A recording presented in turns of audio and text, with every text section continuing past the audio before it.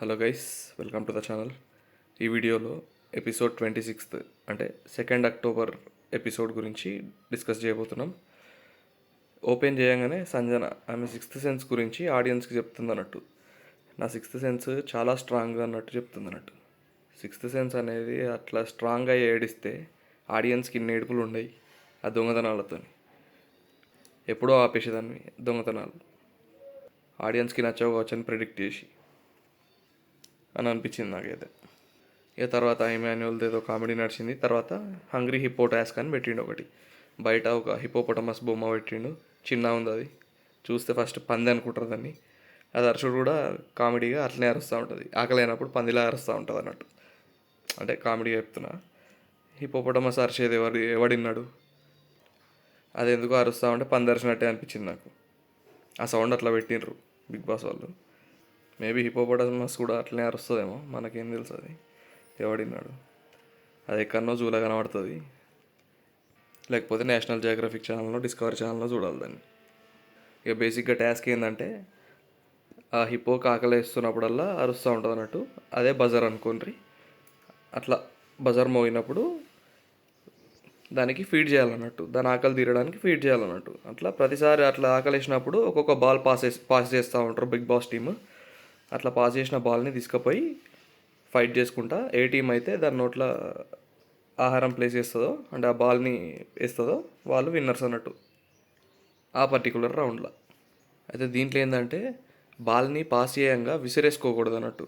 అంటే ఒక ప్లేయర్ ఇంకో ప్లేయర్కి బాల్ పాస్ చేయంగా ఇసిరి పాస్ చేసుకోకూడదు, హ్యాండ్ టు హ్యాండ్ పాస్ చేసుకోవాలి.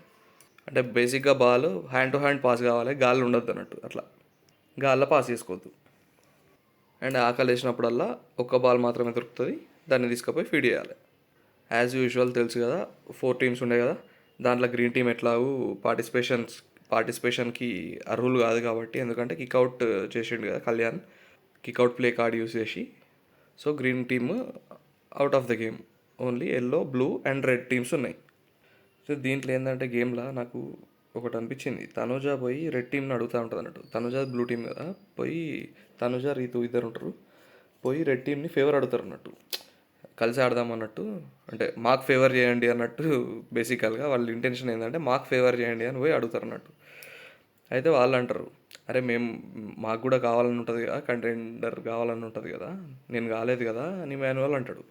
కళ్యాణ్ అయ్యింది కానీ ఇమాన్యువల్ కాలేదు కదా. అందుకు అరే మాకు కూడా కావాలని ఉంటుంది కదా అంటే, ఎంతమంది అవుతారు మీ టీంలో నుంచి అని అంటుంది. అరే ప్రతి ఒక్క ప్లేయర్ కావాలని ఉంటుంది కదా, టీంలో ఒక ప్లేయర్ అయ్యిందని చెప్పేసి ఇంకో ప్లేయర్ ఆట ఆపేస్తే ఎట్లా?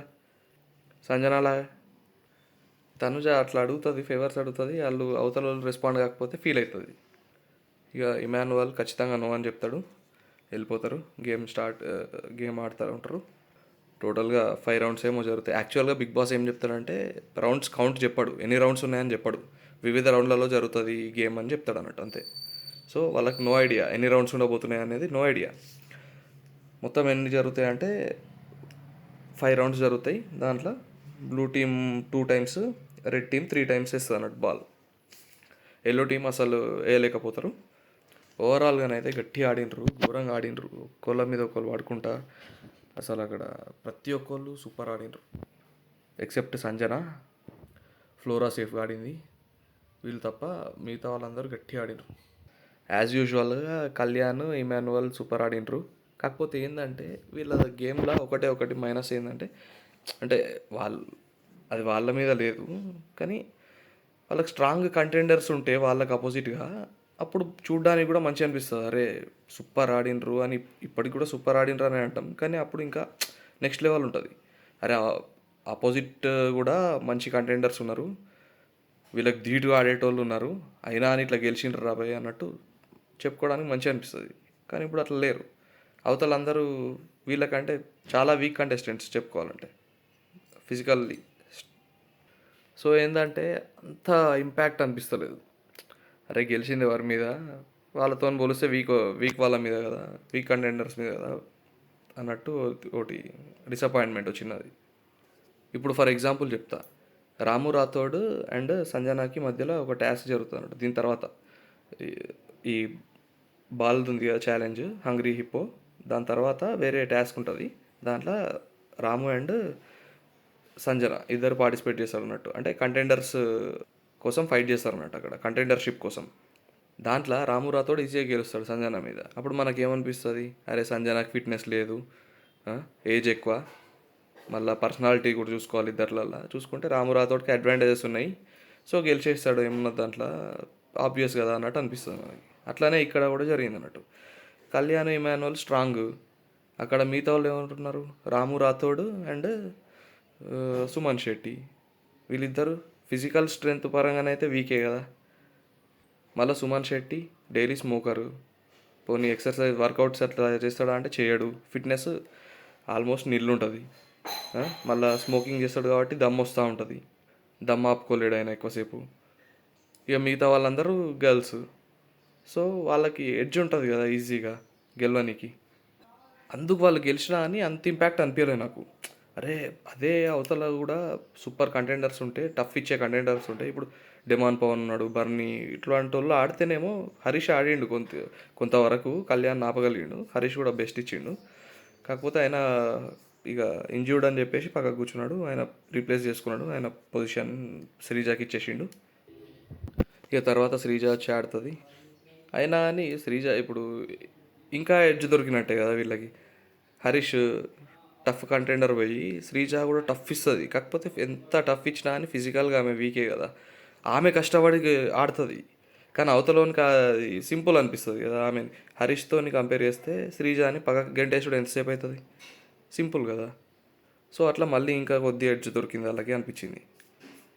ఇక అది పక్కన పెడితే సంచాలక్గా భరణి ఉండే. భరణి అన్ఫేర్ కంటే కన్ఫ్యూజ్డ్ సంచాలక్ అని చెప్పుకోవాలి. ఫేర్గా ఆడాలని చూసిండు, కాకపోతే అక్కడ ఆయనకు అర్థం కాలేదు. ఇప్పుడు నేను చెప్తా చూడండి. అక్కడ సింపుల్ రూల్ భయ్య, బాల్ ఎల్లో లైన్ దాటాలి, దాటితే గుంజుకోవడానికి ఛాన్స్ లేదన్నప్పుడు ఏం చేయాలి, ఎల్లో లైన్ వరకు ఎవరు తీసుకుపోయినరు అనేది ఎట్లా డిసైడ్ చేయాలి, బాల్ ఎవరి చేతులు ఉంది అనేది ఎట్లా డిసైడ్ చేసుకోవాలి. ఇప్పుడు బాల్ని కొందరు ఒకడు హత్తుకొని పట్టుకుంటాడు, వాడిని ఏమంటారు, బాల్ కాపాడుకుంటున్నాడు, వాని చేతులు ఉన్నట్టు, బాల్ బాడీకి కాంటాక్ట్ అయి ఉంటుంది, బాల్ దాని చుట్టూ హ్యాండ్స్ ఇట్లా ర్యాప్ అయి ఉంటాయి. సో వాడు బాల్ని పట్టుకున్నట్టు, వాని చేతులు ఉన్నట్టు బాల్. మిగతా వాళ్ళ చేతులు దాని మీద ఉంటే దాన్ని కన్సిడర్ చేస్తా అంటే ఎట్లా, వాళ్ళ చేతులు దాని మీద ఎందుకు ఉన్నాయి, బాల్ని హ్యాండ్ ఓవర్ చేసుకుందామని వాళ్ళు ట్రై చేస్తున్నారు కాబట్టి, అంతేగాని వాళ్ళ హ్యాండ్ ఓవర్లకు పోలేదు. హ్యాండ్ ఓవర్లకు పోయి ఉంటే బాడీకి కాంటాక్ట్ అయి ఉంటుంది, ఇట్లా గట్టిగా పట్టేసుకుంటారు కదా. సో సింపుల్, అట్లా ఎవరు పట్టుకున్నారో బాడీకి కాంటాక్ట్ అయ్యి బాల్ చుట్టూ హ్యాండ్స్ ర్యాప్ అయ్యి ఎవరి చేతులు ఉందో అట్లా బాల్ వాళ్ళకి ఇవ్వాలి పాయింట్. వాళ్ళు ఒకవేళ ఎల్లో లైన్ దాటితే అప్పుడు ఆపేసేయాలి, అరే ఓకే వీళ్ళకే పాయింట్ అని చెప్పేసి. ఆ సింపుల్ రూల్ మర్చిపోయాడు. ఈయన ఏం చేసిండంటే రెండుసార్లు కొద్దిగా కన్ఫ్యూజ్ అయ్యి పాయింట్స్ ఒకసారి రెడ్ టీమ్కి ఇచ్చిండు, ఒకసారి బ్లూ టీమ్కి ఇచ్చిండు. ఒకసారి ఏమో ఇమాన్యుల్ షెడ్ లోపల పెట్టుకుంటాడు బాల్, అక్కడ ఎల్లో లైన్ టచ్ చేస్తాడు.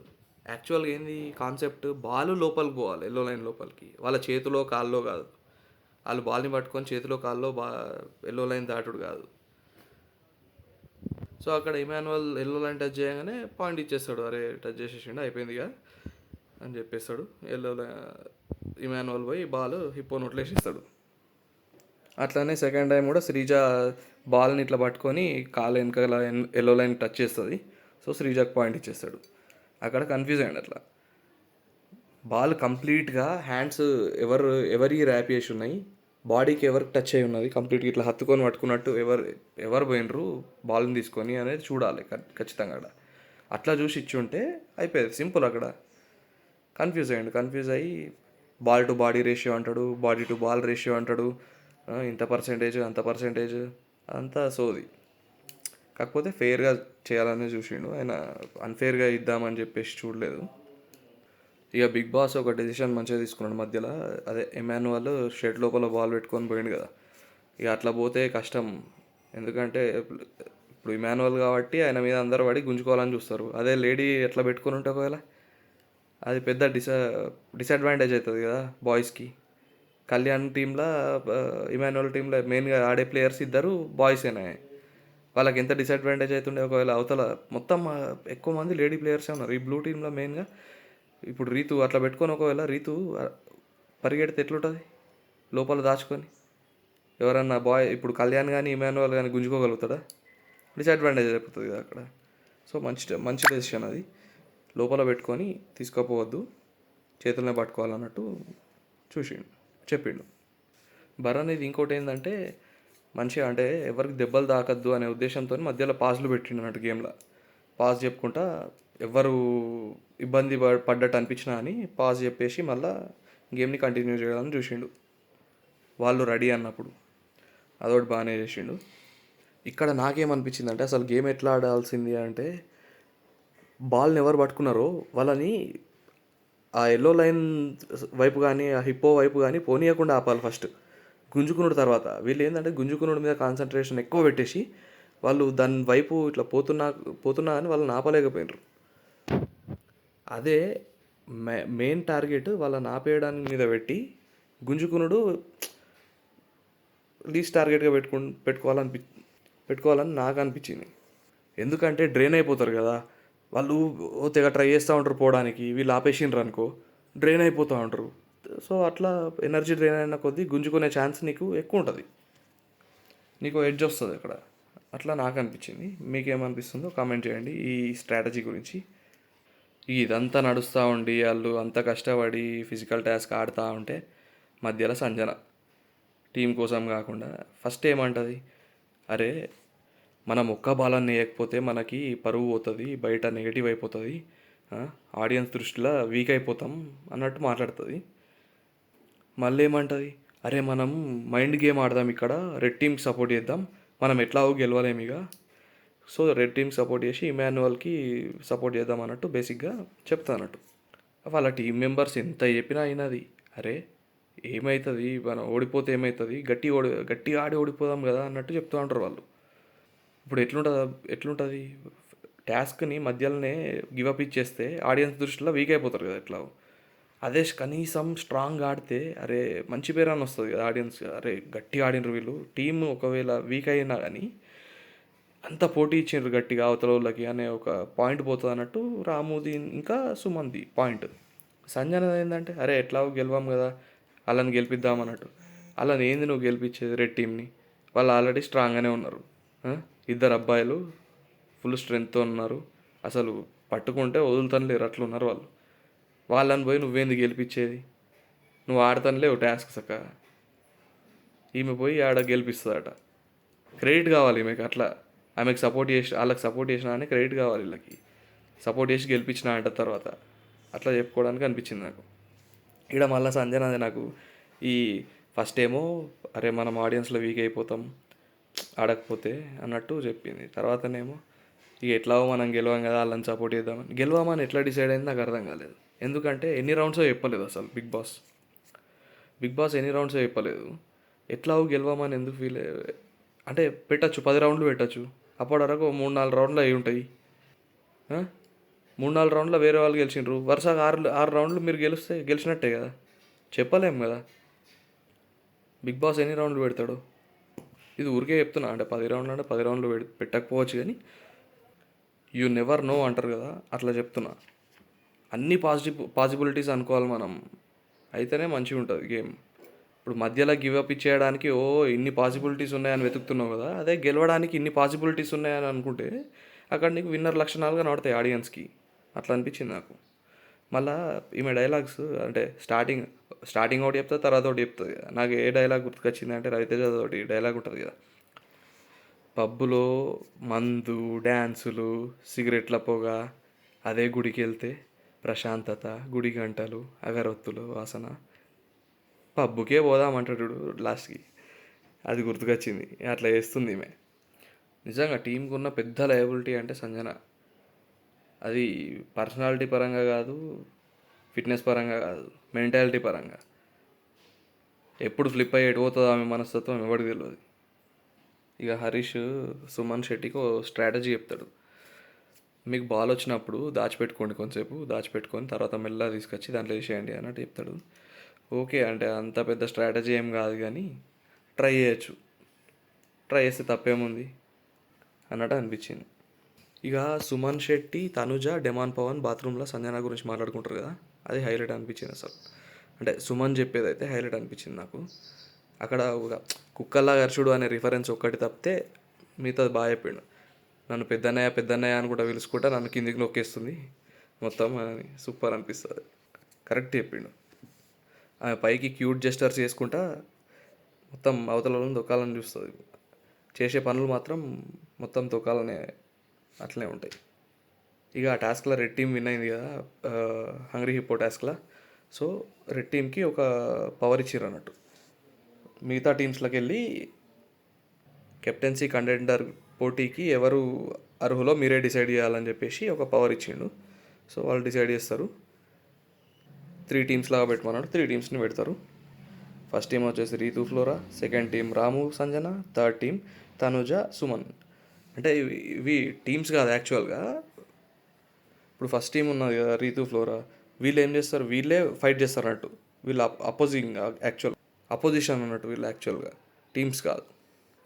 కళ్యాణ్ని ఇమాన్యువల్ని సంచాలకుగా పెట్టిండు, వాళ్ళు రెడ్ టీం కాబట్టి. టాస్క్ ఏం పెట్టిండంటే కొన్ని తాడులు పెట్టిండు. ఆ తాడ్ల కిందకి వెళ్ళి ఇట్లా పోవాలన్నట్టు.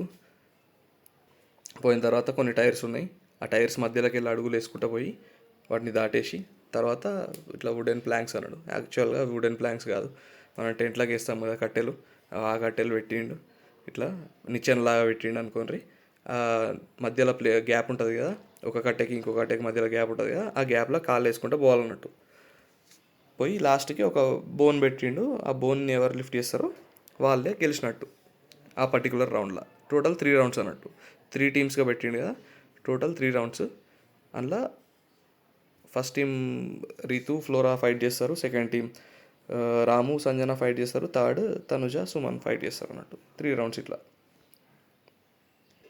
ప్రతి రౌండ్లో ఎవరెవరు గెలుస్తారో వాళ్ళందరూ కెప్టెన్సీ కంటెండర్కి అర్హులు అన్నట్టు. సారీ, ఈ రౌండ్స్లో ఏ టీమ్స్ ఫస్ట్ పోతే ఏ టీమ్స్ నెక్స్ట్ పోతే అనేది తప్పు చెప్పిన కొద్దిగా. ఫస్ట్ పోయేది తనుజ సుమన్ పోయి ఆడతారు. ఇక్కడ ఇద్దరు డిస్క్వాలిఫై అయిపోతారు. ఎందుకంటే కొన్ని స్కిప్ చేస్తారు అన్నట్టు. రూల్ ఏంది, ఏది స్కిప్ చేయకుండా దాటాలన్నట్టు. మొత్తం హర్డిల్స్లో ఒక్కటి కూడా స్కిప్ చేయకుండా దాటాలి అనేది రూల్ అన్నట్టు. వీళ్ళు ఏం చేస్తారంటే కొద్దిగా సుమంది ఏంటంటే టైర్ బయట కాలు పడుతుంది కాబట్టి ఆయన డిస్క్వాలిఫై చేసిండ్రు. తనుజాది ఏంటంటే ఈ అదే వుడెన్ ప్లాంక్స్ అన్నాడు కదా, ఆ వుడెన్ ప్లాంక్స్ని అంటే ఒక్కొక్కటి దాటుకుంటూ పోవాలి. ఈమె ఏంటంటే మధ్యలో స్కిప్ చేసుకుంటూ పోతుంది అన్నట్టు 2 సార్లు.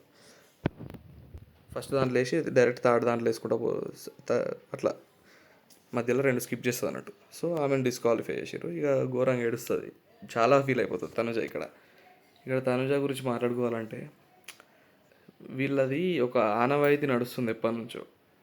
ఫౌల్ చేస్తే గేమ్లో డైరెక్ట్ డిస్క్వాలిఫై చేస్తున్నారు. అంతేగాని ఇప్పుడు 2 టీంలు ఇప్పుడు ఆడిన ఇద్దరు కంటెస్టెంట్స్ ఫౌల్ చేస్తే దాంట్లో ఎవరు ముందు గేమ్ ఫినిష్ చేసిండ్రో వాళ్ళకి ఎడ్జ్ ఇస్తలేరు స్టార్టింగ్ నుండి చూసుకున్నా అని. సో ఆ ఆనవాయితీనే కంటిన్యూ చేసి దీంట్లో కూడా ఆబ్వియస్లీ డిస్క్వాలిఫై చేసిండ్రు. దానికి ఈమె అంతానం ఏడుస్తుంది. అంటే ఈమె వరకు వస్తే గేమ్ని మార్చాలి అన్నట్టు చూస్తూ ఉంటుంది అన్నట్టు. ఇక్కడ యాక్చువల్గా చెప్పాలంటే చేయొచ్చు, మళ్ళీ వాళ్ళని ఇద్దరిని బ్యాక్ పంపించేసి ఇప్పుడు సుమన్ ఆపిండు, మధ్యలోనే ఆపిండు, టైర్ బయట కాలు పెట్టేసిండని. అరే మళ్ళీ వెనకకు పోయి రా అన్న అని చెప్పొచ్చు కదా, చెప్పాడు. ఆడనే ఆపేస్తాడు, అయిపోయింది గేమ్ అన్నట్టు ఆపేస్తారు. ప్లస్ తనుజాది కూడా ఈడిదాకా వచ్చినాక ఆ బోన్ లిఫ్ట్ చేసి ఇట్లా గెలిచినా అని సంబరపడి సెలబ్రేషన్ చేసుకుంటున్నప్పుడు చెప్తాడు ఇమాన్యుల్, అరే 2 స్కిప్ చేసి వచ్చింది ఈమె, డిస్క్వాలిఫై అని చెప్పేసి. అక్కడ హర్ట్ అయింది అందుకు. అరే వెనకకు పోవమ్మా, నువ్వు ఫస్టే ఇట్లా ఒకటి స్కిప్ చేసినప్పుడే వెనకకు పోవమ్మా, నువ్వు ఒకటి ఫౌల్ చేసినావు, వెనకకు పోయి మళ్ళరా అని చెప్పేస్తే అయిపోతుండే అక్కడ. ఇది ఇంతకుముందు టాస్క్లలో ఎందుకు పెట్టలేకపోయినారు అంటే ఇట్లా, ఇప్పుడు స్టార్ టాస్క్ ఉంటుంది కదా, కింద బ్లాక్స్ అన్నీ పగలగొట్టుకుంటూ పోయి స్టార్ని పికప్ చేసుకునే టాస్క్ ఉంటుంది కదా, దాంట్లో అది ఓకే వర్కౌట్ అవుతుంది. ఎందుకంటే ఫౌల్ ఆడితే దాంట్లో డిస్క్వాలిఫై. ఎందుకంటే ఇప్పుడు బ్లాక్స్ అన్నీ బలగొట్టుకుంటూ పోతారు కాబట్టి మళ్ళీ రీటేక్ చేయరాదు కదా దాన్ని, మళ్ళీ బ్లాక్స్ అన్నీ పెట్టాలి. అది కొద్దిగా టైం టేకింగ్ అండ్ ఎఫర్ట్ కూడా చాలా పడుతుంది కాబట్టి అది మళ్ళీ బిగ్ బాస్ టీం రావాల్సి వస్తుంది అదంతా రీప్లేస్ చేయడానికి. సో అక్కడ వీళ్ళకి సంచాలక్స్కి కాల్ ఉండదు, రీటేక్ చేద్దామనే కాల్ ఉండదు. అదొక ఓన్లీ బిగ్ బాస్ పవర్ అనుకుంటారు ఇక దాంట్లో. అదే ఈ టాస్క్లో ఈజీగా చేయొచ్చు. అరే ఏముంది మళ్ళీ వెనకకు పోయి మళ్ళీ రండి అంటే అయిపోతుండే. ఇక్కడ ఇది ఒకటి తప్పు చేసిండ్రు సంచాలక్స్. ఇక నెక్స్ట్ రౌండ్లో రాము సంజన పోతారు. రాము విన్ అవుతాడు ఆబ్వియస్లీ. రాముకి అడ్వాంటేజెస్ ఉన్నది, సంజనతో పోలిస్తే యాక్టివ్గా ఉంటాడు, ఏజ్ తక్కువ, పర్సనాలిటీ కూడా తక్కువనే. ఆబ్వియస్లీ ఫిట్నెస్ కూడా రాముకి అడ్వాంటేజ్ సంజనతో పోలిస్తే. కాబట్టి రాము గెలిచిండు, ఓకే మంచిదే, విన్ అయ్యిండు, సూపర్. ఇక నెక్స్ట్ రౌండ్లో రీతు అండ్ ఫ్లోరా. ఇక్కడ ఘోరం అనిపిస్తుంది. స్టార్టింగే ఆమెను బ్లాక్ చేసేస్తుంది అన్నట్టు రీతు. తాళ్ళ కింది నుంచి పోయేటప్పుడు మొత్తం ఆమెని అంటే పోనీయకుండా ఆమె సైడ్ వచ్చేస్తుంది. ఇట్లా ఆమె సైడ్ వచ్చేసి ఆమె రూట్ టేక్ ఓవర్ చేసేస్తుంది అన్నట్టు, అట్లా వెళ్ళిపోతుంది. రీతుది ఏంటంటే గేమ్ దివ్య చెప్తుంది కదా, ఎప్పుడు ఫస్ట్ పక్కన వాళ్ళని లాగేయాలని చూస్తావు నువ్వు అని చెప్తుంది కదా, సేమ్ అట్లనే చేస్తూ ఉంటుంది ప్రతిసారి. ఇది ఎట్లుంటుందంటే విన్నర్ మెటీరియల్ అనిపించరు ఆడియన్స్కి ఇటువంటి వాళ్ళు. ఇప్పుడు నీకు ఇప్పుడు రీతుకు ఆపోజిట్గా కూడా గట్టి కంటెస్టెంట్ ఉన్నారనుకోండి, అంటే సేమ్ స్ట్రెంత్ లేకపోతే ఆమెతో పోలిస్తే ఇంకెక్కువ స్ట్రెంత్ ఉన్న వాళ్ళు అవతల ఆపోజిట్లు ఉన్నారనుకోండి, అప్పుడు ఈ స్ట్రాటజీ ప్లే చేస్తే అరే ఓకే సూపర్ స్ట్రాటజీ వేసింది, అవతల తోపు కంటెస్టెంట్ ఉన్నాడు కాబట్టి ఎట్లయినా ఓడిపియాలని చెప్పి సూపర్ స్ట్రాటజీ వేసింది అనిపిస్తుంది. అదే ఇక్కడ మంచిగా చూసుకోండి, రీతు చేసింది కదా, ఇదే ఫ్లోరా చేస్తే మంచిగా అనిపించేది, స్ట్రాటజీ ప్లే చేసింది అనిపించేది. ఎందుకంటే ఇప్పుడు ఇద్దరిని కంపేర్ చేస్తే ఫ్లోరా ఏజ్ ఎక్కువ, ఆమెకి సర్జరీలు ఉన్నాయి, సో ప్రతి గేమ్ ఆల్మోస్ట్ చూసుకొని ఆడుతుంది సేఫ్గా ఉండాలని చెప్పేసి. ఒకటి అడ్వాంటేజ్ ఏంటంటే ఫ్లోరాకి పర్సనాలిటీ. కాకపోతే ఏంది, ఆ ఏజ్ అంటే ఇప్పుడు ఏజ్ పెరిగినా కొద్దీ పర్సనాలిటీ ఎంత సన్నగా ఉన్నా అని అంత స్పీడ్ ఉండదు, స్పీడ్ అనేది తక్కువైపోతుంది, ఫాస్ట్గా ఉండలేరు, స్లో అయిపోతారు. సో అక్కడ ఎట్లా చూసుకున్నా కానీ రీతుకే అడ్వాంటేజెస్ ఉన్నాయి. అటువంటిప్పుడు ఎట్లా ఆడాలి, కష్టపడి ఆడి గెలిస్తే మంచిగా అనిపిస్తుండే. ఇప్పుడు ఎట్లా అనిపిస్తుంది అంటే అరే మొత్తం అడ్వాంటేజెస్ నీకే ఉన్నాయి, గెలిచే ఛాన్సెస్ ఎక్కువ నీకే ఉన్నాయి, అయినా ఆమె నాపేసి వచ్చి పోని గెలుచుడన్నా పోని పెద్ద ఎడ్జ్లో ఏమన్నా గెలిచిందా అంటే అట్లా కాదు, ఆల్మోస్ట్ క్లోజ్ కాలేదు. ఫ్లోరా ఆల్మోస్ట్ వచ్చేసింది, ఇంకో 2-3 ప్లాంక్స్ దాటాలి కావచ్చు, అంతే డిఫరెన్స్తో గెలిచింది రీతు. ఏది ఆమెను బ్లాక్ చేసి ఇదంతా చేసి కూడా. ఇది ఫేరా అన్ఫేరా అంటే ఇక everything is fair and love and war అంటారు కదా, everything is fair in love and war అంటారు కదా, అట్లా ఓకే. బట్ విన్నర్ మెటీరియల్ అయితే కాదు ఇది, విన్నర్కి ఉండే క్వాలిటీ అయితే అస్సలు కాదు ఇది. తర్వాత అంటది డిస్కషన్స్లో, అరే నేనేం తప్పు చేశాను అసలు, అట్లా అంటే మరి నేను శ్రీజ కొట్టుకుంటే ఒక టాస్క్లో ఆమె బాల్స్ ఎత్తుకపోయింది కదా అంటే, అరే ఆమెకి ఛాన్స్ దొరికింది ఎత్తుకపోయింది, ఆమె మీ ఇద్దరికి గొడవ పెట్టి ఆమె బాల్ని ఎత్తుకపోలేదు కదా. మీ ఒపీనియన్ ఏందో చెప్పండి దీని మీద. ఇదండి నా ఒపీనియన్ ఎపిసోడ్ మీద. లాస్ట్కి వస్తే కంటెండర్స్ అయ్యేది ఎవరంటే రాము రాథోడ్, కళ్యాణ్, రీతు, ఇమాన్యుల్. కెప్టెన్ ఎవరైతారో చూద్దాం. ఓకే అండి, థ్యాంక్ యూ ఫర్ వాచింగ్.